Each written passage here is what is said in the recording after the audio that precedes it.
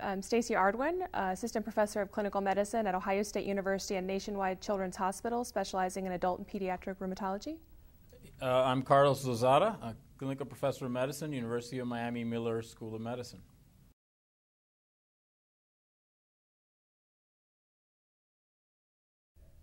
Well, standard therapy for lupus is a very controversial area because we have so few clinical data to tell us what is the ideal treatment. There are a few therapies that we tend to use in most patients with lupus, one of those being hydroxychloroquine, which appears to have benefits on many fronts. But the treatment otherwise depends distinctly on the manifestations that a particular patient has, weighing the benefits and risks of each available therapy and making a decision for the patient. There's no one standard of care available for lupus in general. Well, I would say that it is right. The treatment of lupus depends on the symptoms and manifestations that we're treating. So the closest we come to having universal therapy for lupus would be the anti-malarials, hydroxychloroquine being the example of what we use, and corticosteroids being also something that we use pretty universally, depending on the manifestations, of course, as far as the dosing. So there have been few drugs approved formally for the treatment of lupus. That is a result of the basically the heterogeneity of manifestations and presentations of the disease. So when you're studying a disease that presents differently in different patients, you really have a problem in trying to get a uniform group of patients. So you end up studying individual manifestations, or trying to. So that's partly why it's been difficult to prove that an individual intervention works, because you end up getting patients in the trials that have different kinds of manifestations.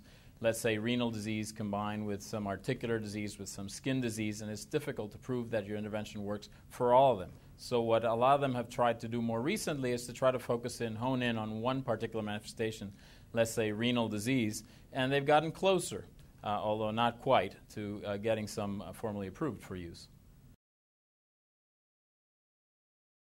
So Bliss 76 was a randomized placebo-controlled trial that enrolled over 800 patients with lupus, and it was studying the drug called Benlysta, also known as belimumab, which is a molecule that targets a protein called B lymphocyte stimulating factor, also known as Bliss.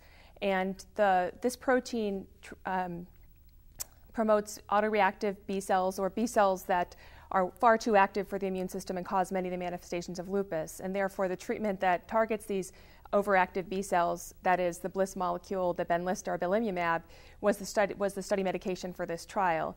And in this trial, patients were followed for 76 weeks, but the primary endpoint was measured at 52 weeks. And the intervention was that patients were randomized either to receive standard of care therapy for lupus at the discretion of their treating rheumatologist, with some restrictions provided by the guidance of the trial, with placebo, against standard of care treatment along with Benlysta or belimumab. The primary endpoint was a combined endpoint utilizing 3 different measures which we've traditionally used in lupus. One is the SLEDAI, which is a disease activity index looking at various manifestations of lupus. The other is the BILAG, which is the British Isles Lupus Assessment Group Index, again looking at all the different manifestations of lupus. And then finally, a physician's global score, which looks at the overall patient and how the physician feels the patient is done. And patients had to satisfy improvement in this SLEDAI, which was the first measurement, and no worsening on the other 2 in order to meet the primary endpoint of the trial, and that was measured at 52 weeks. And in this trial, patients who were receiving Benlysta and standard of care therapy did reach a statistically significantly improved outcome at 52 weeks. So it was considered to be a very successful trial. They're the exact same design, except that they used the exact same endpoint, except they followed the patients in the 76 for longer after the primary endpoint.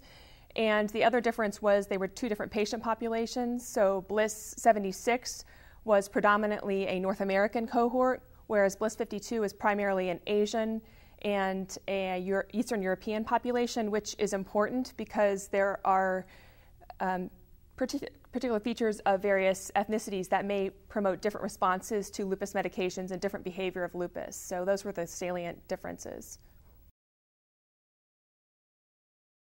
So I'll talk about that. So the trial was set up very similarly, the 76 to the 52. The 76 was the one that included patients from the United States. And again, got to be careful in analyzing the data because you are adding belimumab to the standard of care, which means most of these patients were on corticosteroids, i.e. prednisone. about 2/3 of them were on antimalarials, hydroxychloroquine, and about half of them, a little over half, were on other immunosuppressive medications, medications such as azathioprine.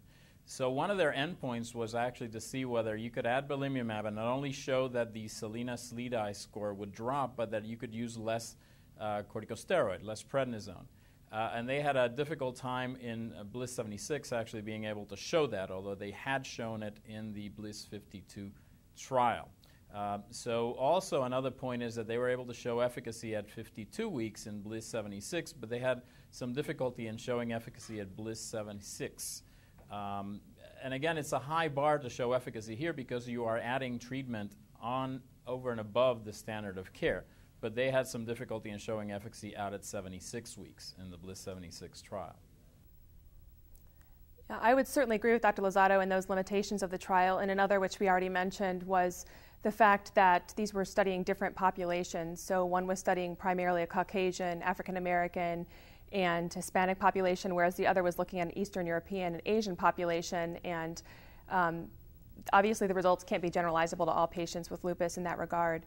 I think to point out one of the interesting details of this trial, in my opinion, was, this drug was initially studied in phase 2 trials, and in those trials the manufacturers used a different endpoint, and they didn't limit the patients, which I should have said earlier, to what we call serologically active patients with lupus, meaning they had to have particular circulating autoantibodies indicating active lupus, that being a positive ANA and a double-stranded DNA. Well, in their original studies of this drug prior to these successful phase 3 trials, those restrictions were not made and the endpoint was not significant. So they sort of geared up the design to promote the benefit of the drug by targeting only serologically active patients and also using a different response measure which proved to be more successful for them. So it's just an interesting history of how people can learn how to develop a new end measure and whether they're doing that, which outcome measure is the most appropriate and successful still is a big and challenging question in lupus. So the patients in this trial did need to have at least either an ANA at a reasonable titer or a double-stranded DNA at a reasonable titer. They also had to have a score of 6 or above in the Salina-SLEDAI as opposed to 4 or above in the prior trials.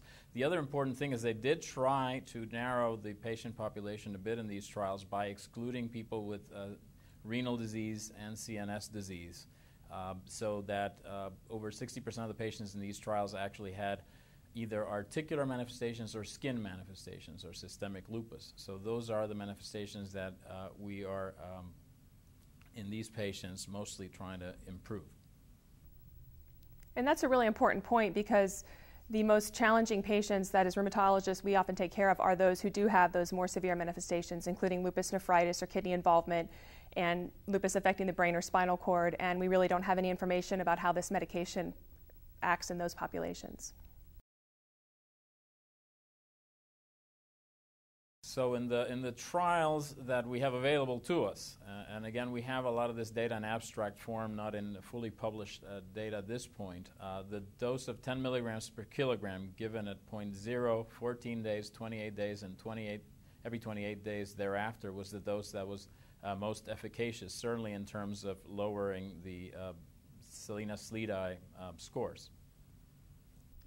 Yeah, that was the only dose that achieved the endpoint in both trials according to the information we have available. So my guess would be that would be the dose, if this comes to market, that would be recommended.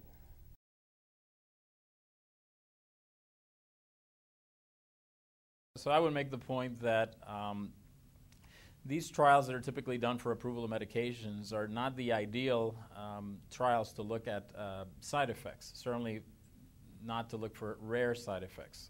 Those usually are seen once the medications are used by larger numbers of patients. So no cases, to my knowledge, have been reported with belimumab, but certainly with what has happened with other medications, particularly anti-B-cell therapies, such as rituximab, I think we need to be on the lookout for such cases with this medication or any other medication that affects lymphocytes, particularly B lymphocytes. Yeah, I would agree. I believe that this manufacturers have provided 6 years of follow-up data in other publications in which this has not been reported, but you have to remember this is a relatively small number of patients in the grand scheme of things, and it will be post-marketing surveillance that will really let us know if this is a concern.